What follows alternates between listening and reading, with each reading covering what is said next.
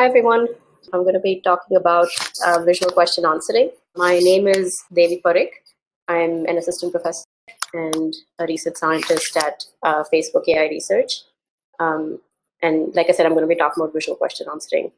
So my background is in computer vision, and I'm interested in problems that involve taking an image like this and trying to understand what's in it, where all the objects are, where the people are, how they're interacting with each other, what actions they're taking.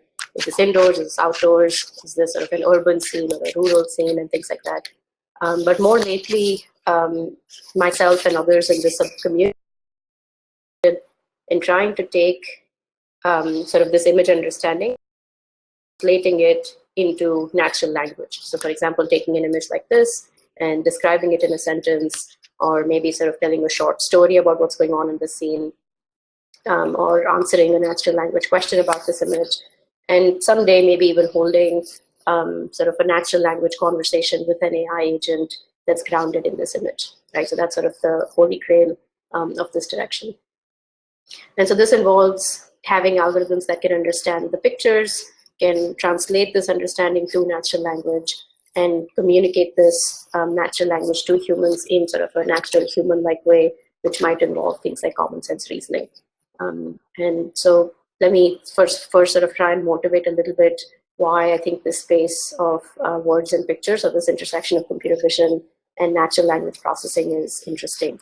And I think that's the case for a few reasons. One is visual data, sort of images and videos are everywhere all around us, and natural language is how we communicate, right? So if we have a way of connecting these two, that can lead to a lot of interesting applications, be it interacting with, organizing, navigating through large quantities of typically unstructured data, or if you think about all the information that's on the web, it's sort of inherently multimodal. So if you have a way of connecting the visual data to the text that's on the web, then you can learn more about the world.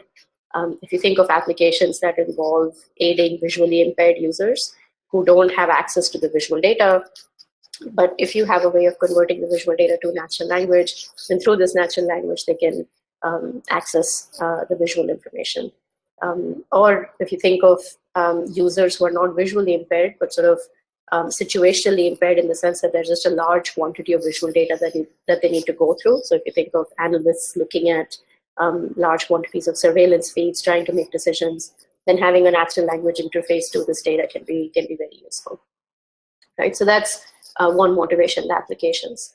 The second motivation in my mind is that trying to connect vision and language gives us a nice way of measuring and demonstrating certain AI capabilities and progress in AI. So one could argue that if I have an image and if I can describe it sort of very accurately and naturally in natural language, then that's one way of demonstrating that I have a system that can understand images. And the flip can also be true. If a system can take language or text and ground it in visual data, then that's one way of demonstrating that the system understands the language that has been given. And the last motivation, coming from sort of a computer vision standpoint, is that looking at problems at the intersection of vision and language force us to think outside of the usual sort of classification paradigm, right? If you think of image classification, we take an image and place it into one of 1,000 different buckets. Let's say if there are 1,000 categories we care about. And if you think of object detection, we try and take boxes in an image and try and decide which object is present in each box, and so on. But what happens with natural language is that language is rich and compositional. So you can't afford to build a classification bucket for every single sentence that you might want to generate in, let's say, image captioning, right? And so, for example, if you may not have ever seen a visual instantiation of a steam engine coming out of a fireplace, right? But if that is what is demonstrated in the picture, your algorithm would be expected to be able to spit the sentence out, even though it's never seen this example before. So it needs to be able to compose the different components like steam engine and fireplace and reason about the relationships and produce this sentence. So that, I think, motivates us to look at models that are a little bit richer than classification. And so one task that people have looked at in the space of vision and language is image captioning, right? So a couple of years ago, in 2015 in particular, there were a whole lot of deep learning models that were introduced for this task of image captioning. When given an image, we want systems to be able to produce a natural language description.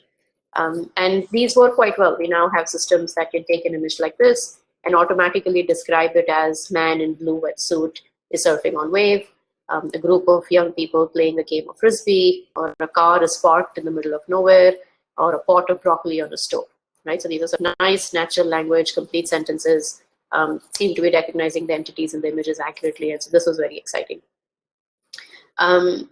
But there's some issues with the setup, right? One is that image captions tend to be fairly generic.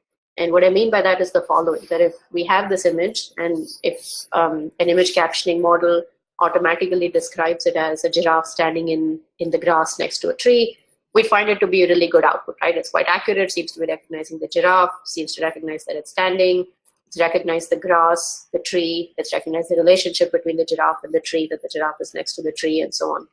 But it turns out that if you look at the training data set, and if you just look at random images that all had giraffes in them, this caption would describe many of these images quite well. Many of these images, it turns out that whenever a giraffe is present, it just happens to be on grass next to a tree. And so if all your model was doing was recognizing the giraffe and hallucinating the rest, hallucinating the standing and the grass and the fact that it's next to a tree, it would still get fairly lucky and would probably get the caption right, right? So the fact that these captions are very generic, excuse me, makes it difficult to measure whether these models are actually looking at the image and recognizing all the different entities, or if just sort of the language model is taking over and hallucinating the rest, right? And so what we wanted to do was to sort of push beyond this, right? We didn't want to be in a regime where just sort of a coarse understanding of the image followed by a simple language model would suffice. We wanted something that was a little bit more active, right? So in captioning, given an image, the model just goes ahead and describes it. And if that's not the information you wanted, or if there was something else in particular that you wanted to find out from the image, you have no way of doing that. And so we wanted to set up a task that has this role where you can actively seek the information that you need. And that's this task of visual question answering. And so just to lay out the problem statement, in visual question answering, you're given an image, you're given a free-form natural language question about this image, like what is the mustache made of? And we want to build AI systems that can concisely and accurately answer this question about this image, right? So let me demonstrate this, and let me sort of give you a sense for what this looks like. Hopefully you can still see my screen. And so this is a visual question answering, a VQA demo that we've hosted off of Cloud CD, which is a project that's maintained out of Dhruv Batra's lab at Georgia Tech. And what you can do, this is open for anyone to use. I'd say you should all not go and try it right now so that it doesn't come down during my talk, but you're welcome to try it out later. And what you can do is you can upload any image and you can ask any question about it, right? So I could say, what is in this image? It says food. What kind of food is it? It says sandwich. Let me just zoom in just to be sure you cannot see. How many sandwiches are there? It says 2. What are the sandwiches on? Plate. What color is the plate? White. Is there any wine in the image? Yes. What kind of wine is it? It says white, so it doesn't quite get that right. Is there a fork in the image? Yes. Is there a spoon in the image? No, and so on, right? So the idea is you can ask any question about any image, and we would want these models to be able to answer them accurately. So that's the task. And so one of the first things that we did, and so just to give you a sense for, you know, ask any question about the image, you see all sorts of image understanding problems, right? Like what color are our eyes might involve sort of detecting a small object and recognizing some attribute. What is the mustache made of? Involves sort of recognizing an object out of context. How many slices of pizza are there? You need a model to be able to count. Is this a vegetarian pizza? You would probably need access to some external knowledge base that tells you if there is meat, the pizza might not be vegetarian, and then go ahead and sort of detect the meat. Is this person expecting company, sort of social context? Does it appear to be rainy? Is a scene level attribute? And so you're probably getting a sense that a lot of problems that fall under typical image understanding, computer vision, can nicely be encompassed within visual question answering within VQA. All right. And so one of the first things we did was collect a large VQA data set. One of the first things we did was build this large VQA data set so that we can try and train models. And so we have this data set that has over 250,000 images. These images are sort of these like these realistic images that you might see on the web, taken from the COCO data set, if you guys are familiar with that. And we also have 50,000 abstract scenes made from sort of cartoons and clip art. But the idea is that if you're interested in the higher level reasoning in VQA and not sort of in the low level tasks of dealing with pixels and recognizing the objects, then this might be a nice space to study the problem in. And then we collected 3 questions for every image. And these questions were collected on Amazon Mechanical Turk. And then we had 10 people answer every question for every image. And so the data set has about 10 million answers. And so the way we collected these questions was we told people, we showed them an image and we asked them to ask a question about this image that they think would stump a smart robot, right? And so this was our attempt at trying to get questions that are not sort of overly simple and overly repetitive across images. This was to get people to sort of think a little bit outside the box to ask the questions. And so it's a large data set. It took a while to collect. And so this is all collected on Amazon Mechanical Turk. And when you collect sort of these large scale data sets on MTurk, you sometimes get interesting comments back from the Turkers. So here's one Turker who probably did a lot of our hits, who said, beware also the lasting effects of doing too many. For hours after the fact, you will not be able to look at any photo without automatically generating a mundane question for it.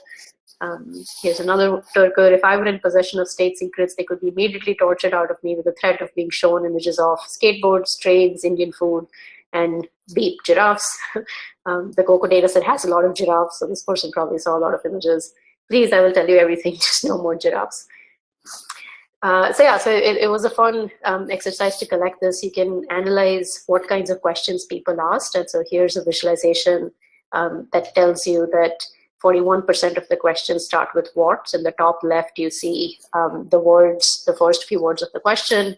And in the middle, you can see what percentage of questions start with that. And on the right, you can see the top 5 answers for across all questions that start with this engram. So what is the man holding? Phone, and there were some other answers. What is the man? What is the color of? You see a whole bunch of colors as answers. And so this just gives you a sense for the kinds of questions and answers that are in this data set. This is all collected in a free-form fashion. Right? We can also look at answer distributions. And so it turns out that when people were just asking questions about images, about 38% of the questions were binary yes/no questions. About 99% of the questions have less than 3 or equal to 3 words in the answer. So these answers tend to be fairly concise, which is nice because now evaluation is a little bit more feasible. And one problem that we had with image captioning was it's hard to decide if a generated sentence is similar enough to some ground truth caption that a human may have written, because that's sort of not a solved problem. So even though the answers are short, there's still a very wide variety of answers that you can have. There are 23,000 unique answers in this data set that a model would ideally have to deal with. And here's a visualization of what these answer distributions look like. And so for some questions, so at the bottom, you see the first 2 words or the first 1 or 2 words that start the question. And vertically, you see the distribution of answers that each of these, that all questions within this type have. And so for some questions like, they're binary questions, and you sort of see a very dominant pattern where the answers are either yes or no. For others, like what color or how many, there's a larger space of answers, but it's still sort of only colors or numbers. But then other questions like where or what is or what are, there's just a wide variety of answers that the data set can have. And so the models would have to deal with all these different distributions of answers. All right, let me check back quickly for any questions. Let's see, so one is, can the algorithms detect in real-time live feed? What is the efficiency of the algorithms and what was the real-time response? So I'm assuming the question is how quickly these algorithms can sort of run at test time. And so the demo that I showed you was an algorithm that was sort of responding in real time. It was taking in the question and the image as I was feeding it. It's not sort of pre-computed. So it can be fairly fast. So what you saw was an actual algorithm running, and we hadn't put in a lot of effort at trying to make it efficient. If someone really cared about sort of faster responses with some engineering effort, you would be able to get them to work quite fast. How do you put knowledge base inside the data set? Is it like cause effect formalism, as in Bayesian network? So we haven't done any work so far on explicitly trying to incorporate a knowledge base in the data set or in the models. It's an open research challenge. People are thinking about it quite a bit, that how we can use external knowledge that's unstructured and present on the web, or how we can use sort of structured knowledge bases like ConceptNet and things like that to be able to get these algorithms to be more robust. And that's not a solved problem. It's still, it's difficult to deal with a lot of these structured knowledge bases because they can be quite noisy and incomplete.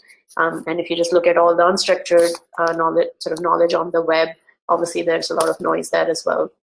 And so it's not obvious how one might use that. All right, hopefully that helped with the questions. I'll switch back to the slides and keep going to give you a sense for just a couple of different models that people have looked at in this space. And so one of the sort of the first more or less baseline models, if you will, that we tried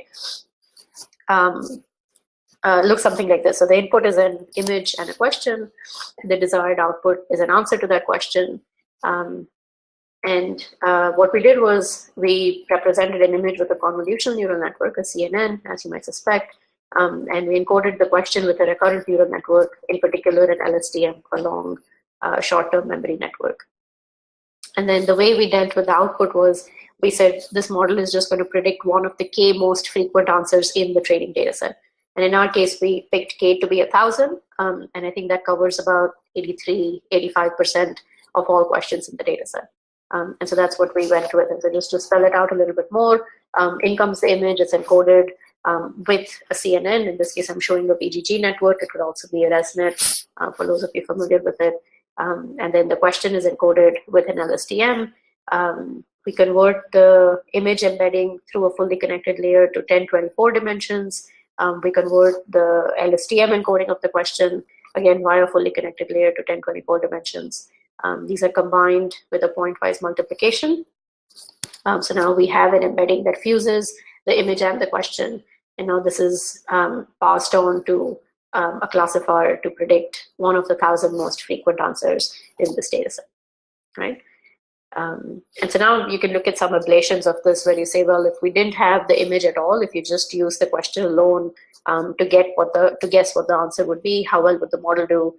You can also flip it around and say, if we don't even listen to the question at all, just based on the image, you try and answer the question, try and sort of just spit out a common answer that might associate with this image. How well would you do? And here are some accuracy. So these are not a lot of numbers. I don't expect you to be able to look at all of them. But this is on open-ended question answering, which is the task as I had described. But then we also have a different version where instead of it being open-ended, we also give the model 18 options, one of which is the right answer. And so this is that multiple choice setting. And across the board, you'll see that multiple choice tends to perform better than open-ended because multiple choice has fewer options. So that's sort of expected. The question alone baseline does quite well. So this is the accuracies with question alone, image alone, and then both of them combined. But the main thing I want you to look at is this. And so this is the accuracy with question alone, which is 50%, which is quite high. And if you're wondering why that might be the case, you can imagine if the question is what color is the banana, then even without looking at the image, if I just guessed yellow, I have a reasonable shot of being right? So there's a lot of priors in the world and biases in the data set that the question alone baseline can pick up on. And then when you add the image in, you see a further improvement in performance. So this was sort of one of the very first baselines that we had implemented. The code for this is available for anyone to play with. And it's sort of a nice, simple model for someone to get started on if they're interested. And then some of the more recent models that we've looked at are a little bit more sophisticated. Here's an example of a hierarchical co-attention model that we had presented last year. The idea being that this model tries to reason about a couple of different things. It tries to reason about, given a question, which region in the image is important to answering this question. So if you remember in the model that I just presented, the model takes in the entire image as input, right? Whereas this model is first going to try and reason about which region of the image seems to be relevant to the question, so it can focus just on that. And it's also going to try and reason about which words and phrases in the question seem to be relevant to answering this question, and sort of try and focus more on that. And we looked at a couple of different strategies of computing this image and question attention. You can first compute the image attention, use the image attention to compute the question attention, and with the new question attention, come back and compute the image attention, or you can sort of compute both in parallel. And the other aspect of this model was that we were representing the question in a hierarchical fashion, so at the word level, at a phrase level, and then at the full question level. So just to spell it out a little bit more, I won't be able to give you all the details, but again, we have as input an image and a question. The question is represented at the word level, and then we have a technique that automatically decides the length of the phrase that it would like to use at every timestamp. So the first timestamp, it decides that it wants to use a phrase of length 2. At this timestamp, it decides it wants to use a phrase of length 3. Everywhere else, it decides it's just going to use single word phrases. And then it also represents the question at the full question level.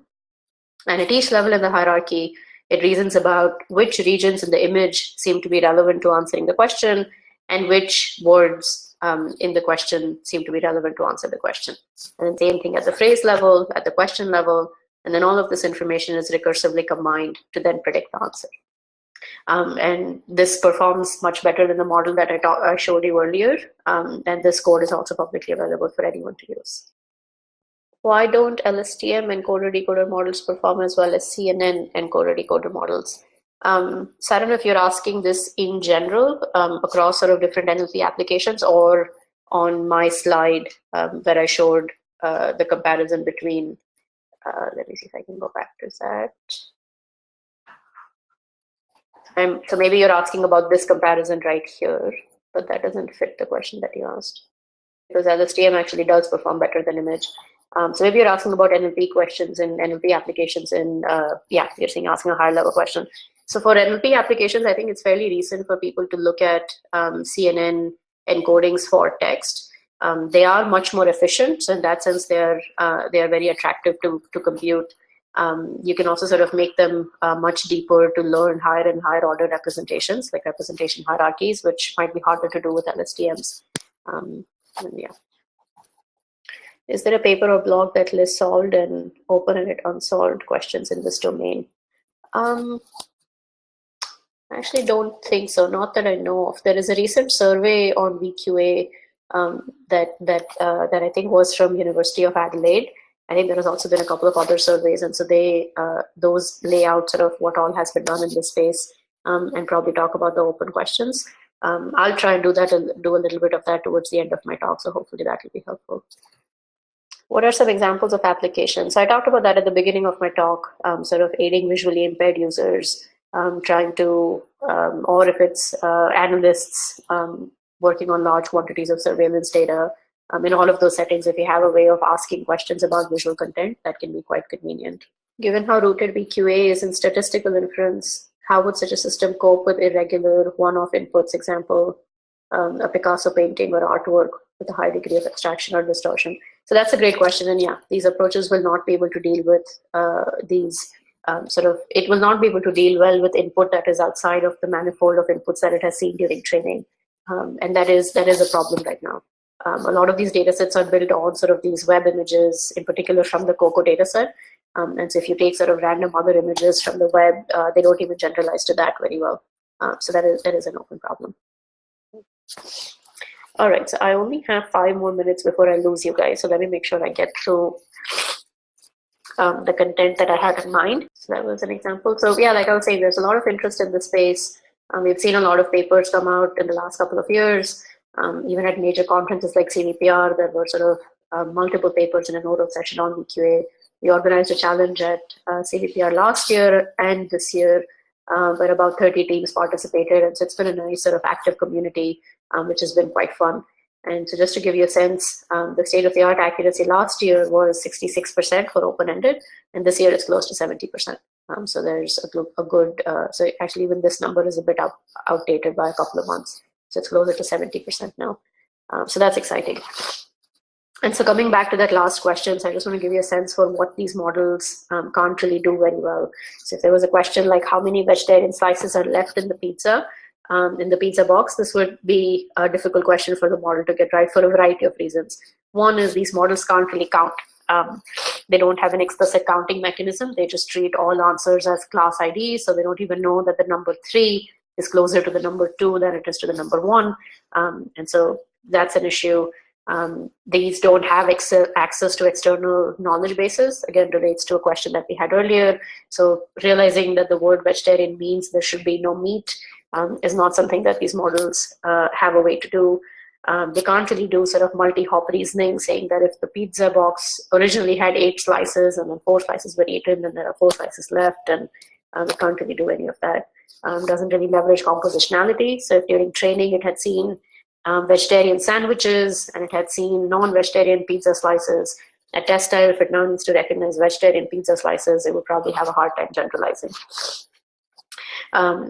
And so this is, like I said, we've been, it's been an exciting space. We've done quite a bit of follow-up work in this. After that, we now have a new version 2 of the data set where for every question, we have 2 images that are quite similar, but where the answer is different. And so that makes it harder for the model to sort of just leverage the language priors at test time.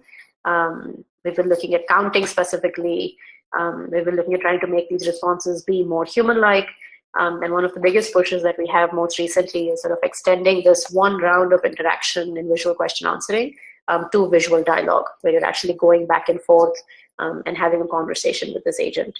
And so we collected this data set. We had 2 people paired live on Mechanical Turk talking about images. So we had 10 rounds of dialogue that we've collected on 120,000 images. And so that's about 1.2 million question answer pairs. And because this is a dialogue, what you'll notice is that the answers can be now fairly long. So for example, if you look at this answer right here, it's not just 1 or 2 words. It's a long string where people are often giving you clarifying information or giving you more information than what you've asked. So this, for example, is another situation where the answer is quite long. And so this is just a teaser for something you're looking at right now. You're welcome to check it out offline. And just to give you a sense, so we've collected this data set, we trained some end-to-end neural dialogue models, and we have this demo where you can upload an image. It starts with a caption, a group of bikers parked in a parking lot under large lights. So you can ask follow-up questions like, what is this? It says moped. Where is this? It says on street. You can ask, how is the weather? It says cloudy, sky looks clear, which is a bit of a conflict. Like I said, these models aren't good at being consistent. Are there humans? No, I don't see any people. What is the road made of? It says asphalt. How many bikes are there? I can see 4. Let's see if we can skip ahead a bit. Maybe we should move on in the interest of time. But so you're welcome to check this out. This is essentially a visual chatbot, if you will. And so I just want to end by saying that the space of VQA and visual dialogue, it's quite rich. It's very exciting. There's vision, language. You can look at attention models. You can have models that are doing explicit reasoning. It's still an open problem of how to bring in external knowledge. There's also some nice sort of human-computer interaction elements to this. And so with that, I'll end. I think we're just in time. I'll see if I can take any other quick questions before it's 12:50. What happens if you try asking leading questions? You can try it out on the demo. You'll see, oh, so for example, what color is the banana? Yeah, it'll probably say yellow in a lot of cases unless it really grounds itself.